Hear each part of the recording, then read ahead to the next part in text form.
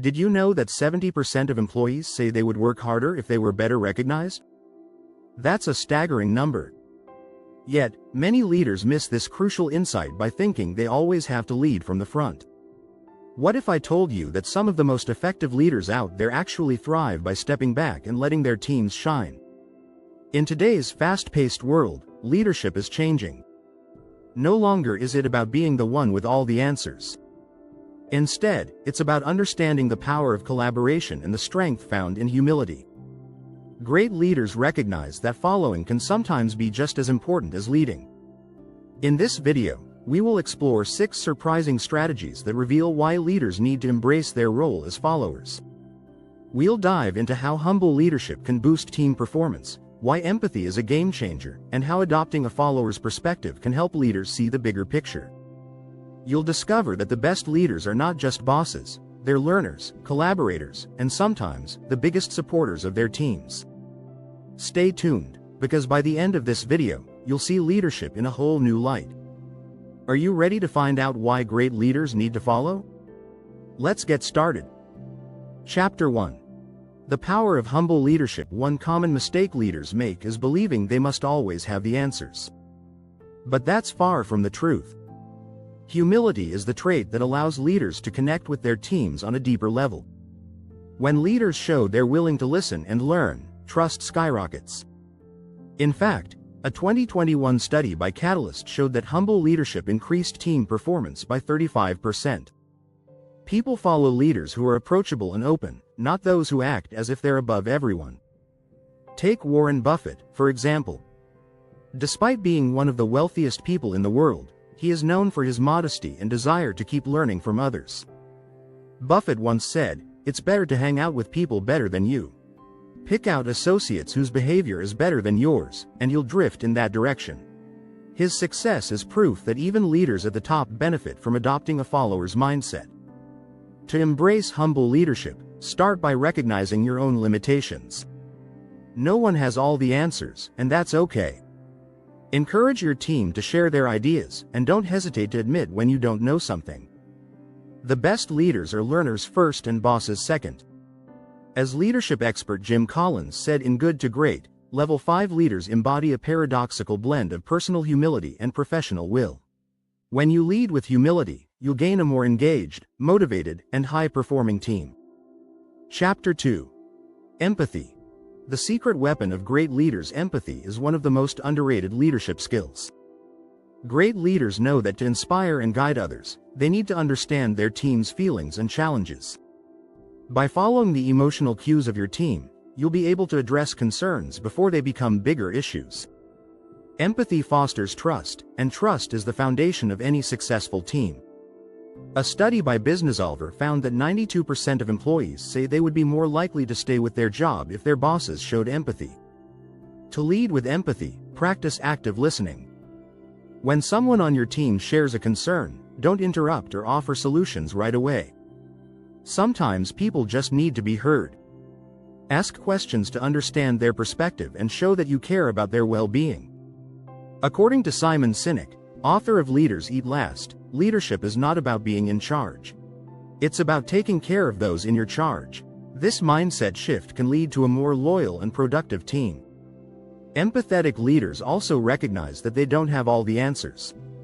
Sometimes, the best way to lead is by following the needs and emotions of others. It's not about losing control but about gaining deeper insights. This allows leaders to create environments where people feel safe, valued, and motivated to perform at their best. Chapter 3. The follower's perspective. Seeing the bigger picture. Effective leaders understand that they can't always see the full picture on their own. That's where adopting a follower's perspective comes in. By stepping into the shoes of their team members, leaders gain a new level of insight into the day-to-day challenges that others face. Research from Gallup shows that engaged teams see a 21% increase in profitability. To build engagement, leaders need to understand what motivates their teams. And you can't do that without occasionally following their lead. One way to adopt the follower's perspective is by regularly seeking feedback. Ask your team for input, not just on small issues but on big decisions as well. You'll be surprised at how much they have to offer. Jeff Bezos, founder of Amazon, once said, "There are two kinds of companies, those that work to try to charge more and those that work to charge less. We will be the second." This mindset of listening to both customer and employee feedback helped Amazon scale into a global giant. Another strategy is to participate in the frontline work. By rolling up your sleeves and working alongside your team, you'll gain valuable insights that you wouldn't have from the top. Leaders like Howard Schultz of Starbucks made it a point to work in the stores and interact with baristas and customers. This hands-on approach gave him a deeper understanding of both his customers and employees, helping Starbucks become the iconic brand it is today. When you adopt a follower's mindset, you see the bigger picture, and that perspective leads to better decisions. It also shows your team that you're not just there to give orders but to support them as well. Leadership isn't about always being in charge. Sometimes, it's about being a good listener and learning from those around you. If you're finding value in this video, please consider subscribing. Your support helps us share more insights on effective leadership. Chapter 4. Learning from the front lines. When leaders should step down, being a leader doesn't mean you always have to lead from the front. In fact, stepping down to work alongside your team can teach you lessons you'd never learn from the top. This strategy is all about gaining real-world experience and staying connected with the reality your employees face daily. A fascinating study from the Harvard Business Review revealed that CEOs who spend time with frontline employees saw a 30% improvement in team morale. These leaders are not afraid to get their hands dirty and see things from the ground up. It's easy to lose sight of what's happening when you're stuck in a boardroom, but great leaders know the value of stepping back and letting their team show them how things really work. To implement this, start by regularly joining your team for a day. Don't just observe, participate. This gives you a clearer sense of their challenges, triumphs, and how you can support them better. Herb Kelleher, the legendary founder of Southwest Airlines, famously helped load luggage onto planes during the holiday rush. He knew that connecting with his employees was the best way to lead them effectively. Another strategy is to rotate through different departments. By experiencing the various roles within your organization, you'll gain a deeper understanding of how everything fits together. When leaders do this, they often find hidden inefficiencies or overlooked opportunities for improvement. This approach keeps you grounded and gives you a first-hand look at the day-to-day operations that drive your business forward. Stepping down isn't about abandoning leadership, it's about strengthening it. When you work alongside your team, you'll earn respect, trust, and a better understanding of how to make informed decisions. In the end, this makes you a more effective and relatable leader. Chapter 5. Adaptive leadership.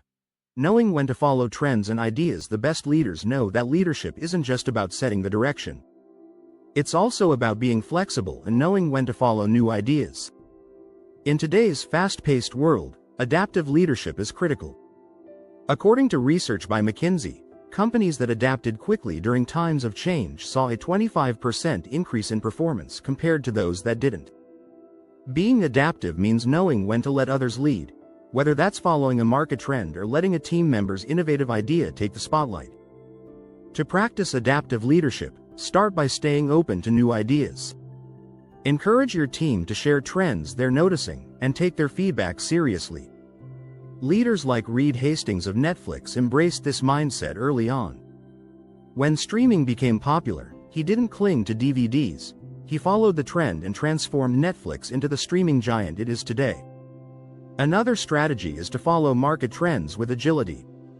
Markets evolve quickly, and successful leaders keep a pulse on these changes. Sometimes this means setting aside your original plan and adjusting course.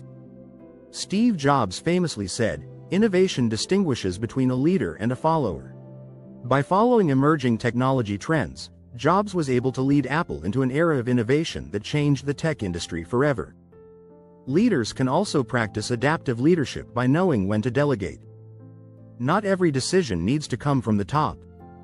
When a team member has expertise in a particular area, let them take the reins. This builds trust and empowers others to take initiative. Being adaptive isn't about following blindly, it's about knowing when to shift and when to let others lead the way. Chapter 6. The cycle of leadership. Why every leader is a lifelong follower. Leadership isn't a one-time achievement, it's a continuous cycle of learning and growth. The best leaders know that they're never done learning, and often, that means following someone else's lead. In fact, 88% of employees believe leaders who are open to learning from others foster a better work environment, according to Forbes research. This growth mindset is what separates great leaders from average ones. To embrace lifelong learning, start by surrounding yourself with people who challenge you. Leadership author John C. Maxwell says, "A leader who produces other leaders multiplies their influences." This means being open to learning from those you lead, as well as peers and mentors. By following the example of those who excel in areas where you don't, you'll continue to grow as a leader. Another key to lifelong learning is investing in self-development. Read books, attend workshops, and seek feedback regularly. Leaders like Bill Gates are known for their dedication to learning. Gates reads about 50 books a year and attributes much of his success to continuous learning. By following the wisdom of others, Gates has stayed ahead in a fast-changing world. The final strategy in the leadership cycle is mentorship. Even seasoned leaders benefit from having mentors. Richard Branson, the founder of Virgin Group, credits much of his success to the advice and guidance of his mentor, Freddie Laker. Laker taught Branson about the airline industry, which helped him launch Virgin Atlantic. By continuing to follow the lead of experienced mentors, Branson was able to build a global empire. Leadership is a journey, not a destination. The most successful leaders understand that they must keep learning, evolving, and following new ideas and people throughout their lives. In doing so, they stay relevant, adaptable, and effective. If you enjoyed this content, don't forget to subscribe. Your support helps us continue sharing valuable insights on effective leadership. Thank you for watching.